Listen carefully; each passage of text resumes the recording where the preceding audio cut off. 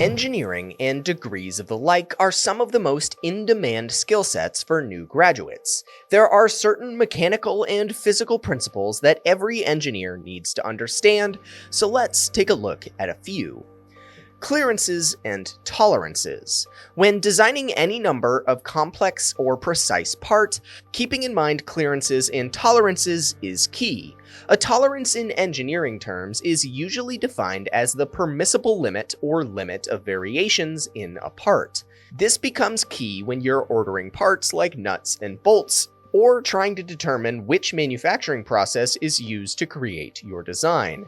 Certain machines will have a maximum tolerance, and if you need a tighter tolerance, then you'll need to find a new machine to create your part.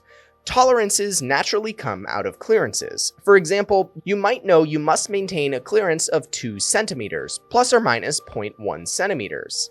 This clearance would likely be there to avoid friction or to avoid the part catching another moving part. The tolerance of this clearance value would be the 0.1 centimeters. Next, let's move on to force, pressure, and friction. Forces are the measure of mass times acceleration. They're what determine our everyday life. Friction and pressure are both types of forces, often the most discussed. Focusing in on the latter, friction is the reason everything works the way it does. If you actually want to find out what happens if friction were to disappear, we have a video about that linked in the upper right here, but back to this video. Friction is a restricting force exerted on an object when in contact with another object. There is kinetic and static friction, which usually have different coefficients or values for a given surface. Essentially, friction is a resisting force that can be variable based on surface properties, velocities, and accelerations.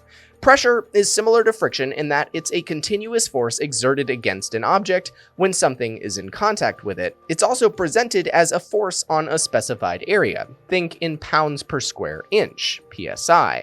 Next, let's talk about velocity and acceleration. Velocity is the speed of something in a given direction. This means that velocity is a vector, meaning that it's both a numerical speed value and a directional value. Acceleration, on the other hand, is the change in velocity in a given time. In terms of physics, there can be both positive and negative accelerations, negative often being called deceleration. Understanding these two concepts of velocity and acceleration are foundational to life as an engineer. Every other principle, like work, energy, forces, everything, builds off your understanding of these concepts. So let's talk about work and energy. Work builds off the principles of force. If work is done on an object, a force is applied to that object to move it a certain distance in a certain direction. Energy is the capacity of doing work. For example, when you're in a car at the top of a roller coaster, you have a certain amount of energy, or potential energy, to fall down the track and gain speed. As you begin to fall, your potential, or potential energy, begins to decrease as the force of gravity begins doing work on you. Think of energy as the currency to do work. As an analogy, your manager or boss might pay you in energy and in turn you work all day. These principles aren't hard if you understand forces and ultimately accelerations, but like everything in physics, it all builds off your understanding of previous principles. Finally, let's talk about stress and strain. Stress is the force per unit area, and strain is the deviation or change in shape as a result of stress. In other words, stress is the amount of tests you have coming up when you're in school, and strain is how little free time you have in your schedule.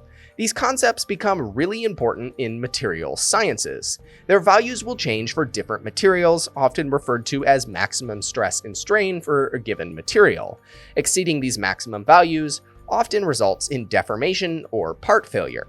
All of the concepts we just mentioned were physical in nature, and they involve a lot of underlying math too.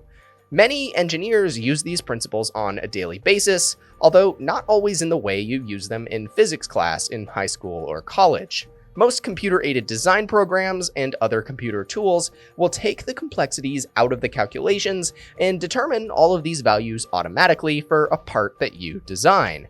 That doesn't mean you don't have to understand the principles, but it does make the job of being an engineer just a little bit easier.